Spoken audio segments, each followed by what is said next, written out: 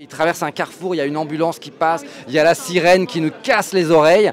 Et là, moi, au mixage, je disais au mixeur, mais pousse au maximum, il faut casser les oreilles du spectateur.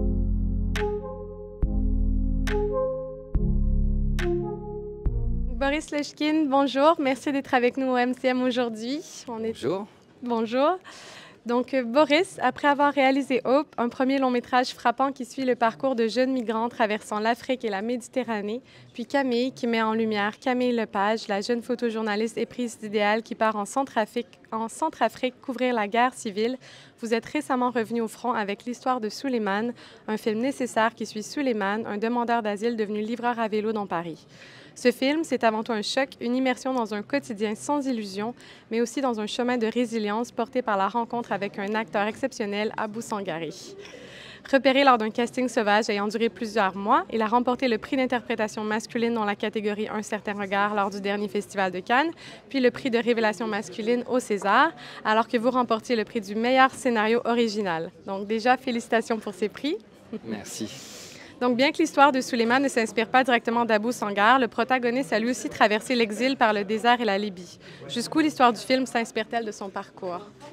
Alors, il y a deux différences fondamentales. C'est premièrement, Sangaré n'était pas livreur avant. Voilà, il n'était pas livreur, il n'avait jamais fait de ce travail de livraison. Et il ne vivait pas à Paris non plus. Et deuxièmement, Sangaré n'a jamais demandé l'asile, comme le fait le personnage Souleymane.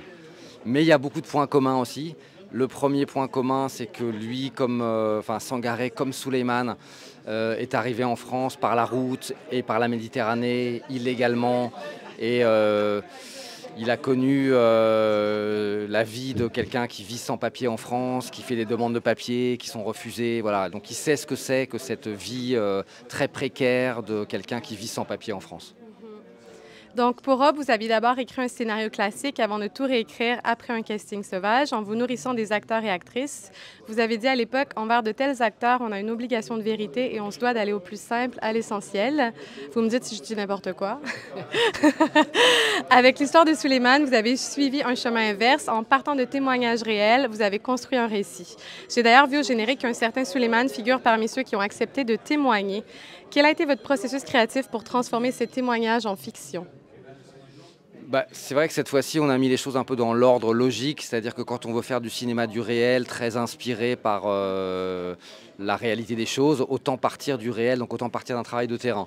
Comme vous le disiez, comme vous le rappeliez, c'est vrai que sur Aube, j'ai longtemps écrit tout seul, ici, en France, avant d'aller sur le terrain. Et quand je suis allé sur le terrain, tout d'un coup, je me suis rendu compte que ce que j'avais écrit, ça collait pas tout à fait à la réalité, qu'il y a plein de choses fondamentales de l'univers que je décrivais, que je n'avais pas comprises.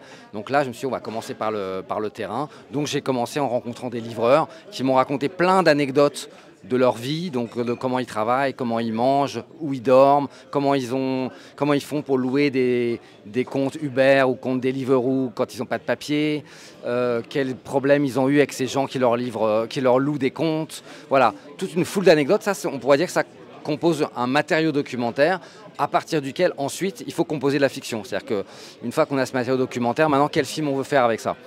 Et j'avais quelques intuitions très fortes dès le début. La première étant que je voulais faire un film sur une temporalité courte. Donc, avant même de commencer à travailler le scénario, je savais que je voulais faire un film très ramassé comme ça, qui se passe sur 2-3 jours, pas plus. Et finalement, ça se passe sur 48 heures. Donc, c'est ça qu'on a tenu. Et ça, c'est sûr que ce choix de départ, c'est lui qui va amener à l'écriture du film quelque chose qui fait que le film, même si ça reste un film social, commence à ressembler un peu à un thriller. C'est-à-dire que très vite dans l'histoire, on comprend que Souleymane a un entretien 2 jours plus tard, et le savoir qu'il a un entretien 2 jours plus tard pour lequel il n'est pas prêt et pour lequel il lui manque des choses fondamentales, ça crée un compte à rebours. Et ce compte à rebours, ça nous met dans une mécanique de thriller. Donc comment j'ai travaillé? Tout simplement ensuite trouver quels sont les bons ressorts pour le personnage pour faire fonctionner ce compte à rebours.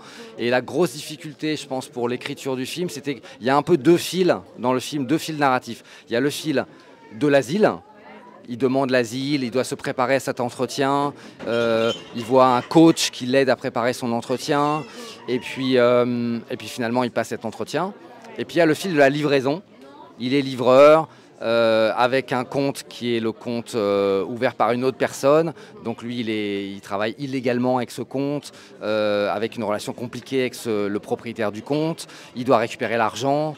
Voilà. Et toute la difficulté, c'était d'arriver à nouer ces deux fils, et à partir du moment où on a réussi avec ma co-scénariste Delphine Agut à nouer ensemble les deux fils, on avait le fonctionnement qui permettait d'avoir un scénario très tendu.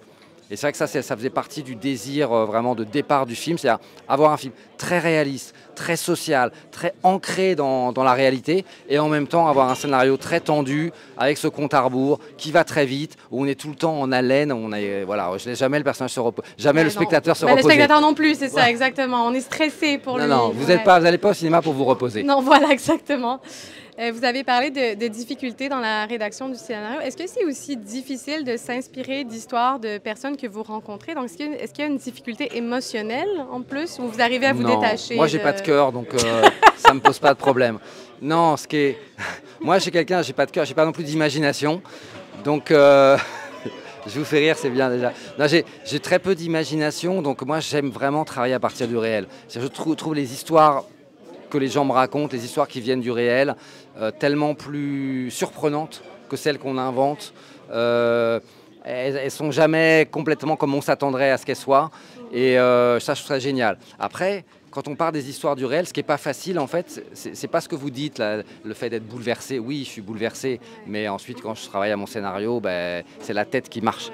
Donc, non, ce qui est difficile, c'est pas ça, c'est que ces histoires qui viennent du réel, elles sont pas formatées pour faire un film de fiction de 1h30, et il faut trouver la logique dramaturgique au sein du réel. Et ce que j'aime beaucoup, moi, c'est quand on arrive à faire que cette logique dramaturgique, elle soit pas imposée comme ça, plaquée de l'extérieur, que c'est pas mon schéma à moi que je plaque sur la réalité, mais que c'est comme si on travaille cette réalité jusqu'à ce qu'il en sorte une narration dans laquelle il y a cette vraie dramaturgie.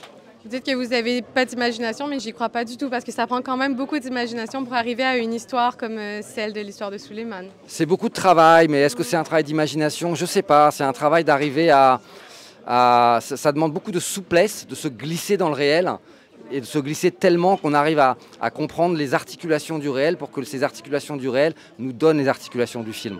Et voilà, je suis souple, je fais beaucoup de yoga.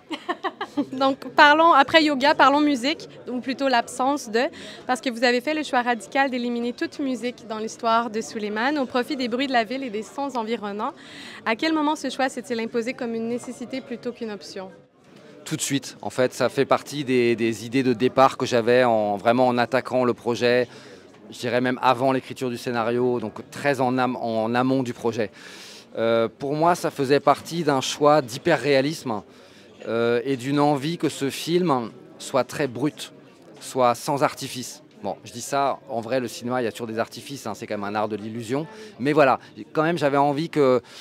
J'ai pas envie qu'on sorte les violons et que le spectateur pleure parce qu'on a sorti les violons et qu'on a joué un air triste et que donc, automatiquement, par un réflexe pavlovien, le spectateur pleure. Moi, j'ai envie qu'il pleure pour des bonnes raisons.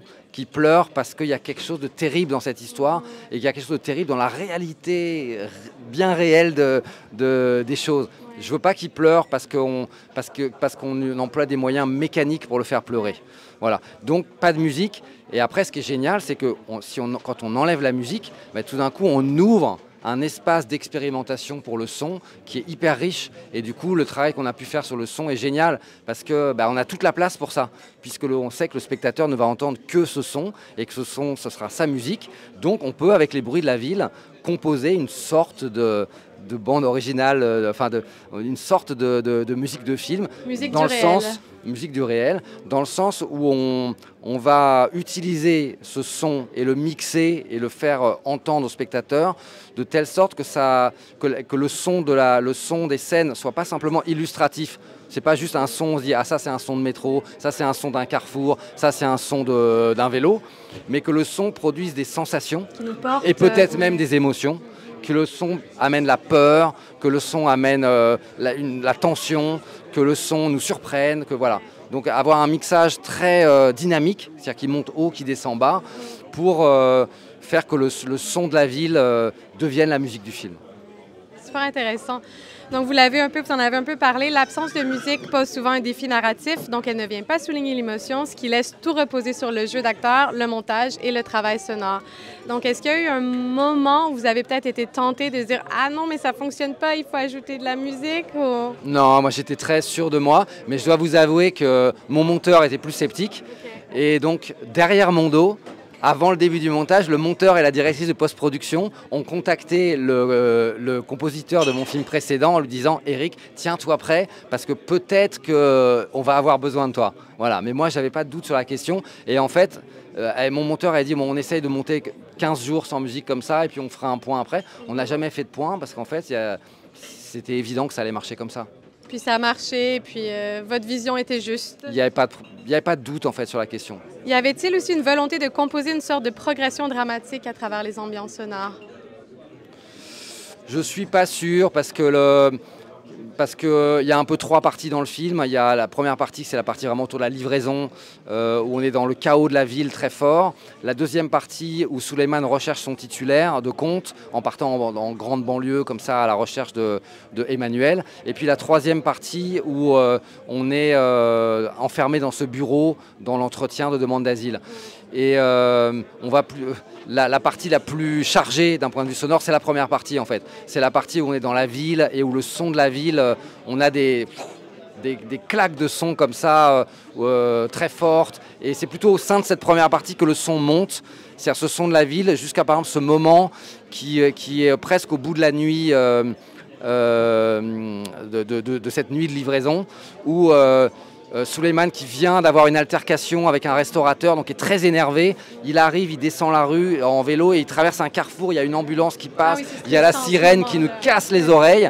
Et là, moi, au mixage, je disais au mixeur, mais pousse au maximum. Il faut casser les oreilles du spectateur. Il faut y aller à fond.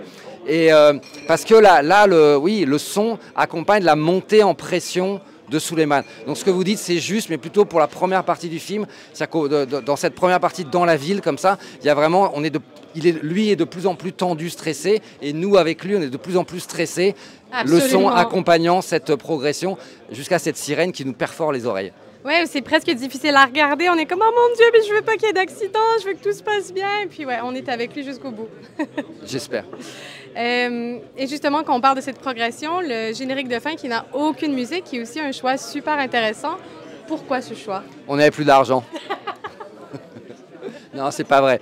Ça c'est une question dont on a beaucoup débattu. Parce que autant j'étais sûr de moi que je ne voulais pas de musique dans le film, autant on se disait est-ce que sur le dernier plan du film et le générique qui suit après, on ne va pas mettre une musique? On s'est posé la question à la fin et qu'on a fini par trancher en disant soyons radicaux, soyons cohérents, allons jusqu'au bout du geste. Et ce qui est intéressant, c'est ça. Et de fait, tous les spectateurs du film me disent c'est incroyable le silence qu'il y a à la fin des projections du film dans les salles. Parce que, comme il n'y a pas de musique, les gens n'osent même pas respirer. C'est dur d'aller voir mon film. D'abord, on est fatigué, ensuite, on a le ventre tordu, et à la fin, on n'ose plus respirer. Tout le monde sort malade. Non, mais ça nous donne envie de bouger, par exemple. Mais en tout cas, voilà, il y a une sorte de qualité de silence à la fin du film, et ça, je trouve ça génial, en fait. C'est-à-dire que les gens restent suspendus au niveau de l'émotion qui est celui de la dernière scène du film. Et là encore, voilà, on n'a pas mis une musique qui viendrait adoucir un petit peu le trait. Ça reste dur parce que moi, je veux que l'expérience soit vécue par le spectateur de la manière la plus intense, donc la plus brutale possible. Ouais, c'est ce que je veux dire, c'est très brut aussi. Le film se termine, puis on a envie d'agir, on a envie de se dire, OK, ben à partir de maintenant, je vois les choses différemment. Il faut aller parler avec les gens dans la rue qu'on voit. Allez-y. Je vais y aller. Trop bien. Donc, je termine avec une dernière question. J'allais dire hors sujet, mais non, parce qu'on parlait de musique et d'absence de. Quelle est votre musique de film préférée? Voilà, très vite comme ça, si je peux dire, moi j'aime beaucoup la musique dans les films d'animation et un film que j'ai des enfants et un film que j'ai vu 10 000 fois avec mes enfants qui s'appelle L'enfant qui voulait être un ours, musique d'un compositeur, c'est un film danois mais compositeur français, Bruno Coulet. Ah, Bruno Coulet qui était ici cette semaine. Ben, merci beaucoup Boris, merci. Merci à vous. Merci.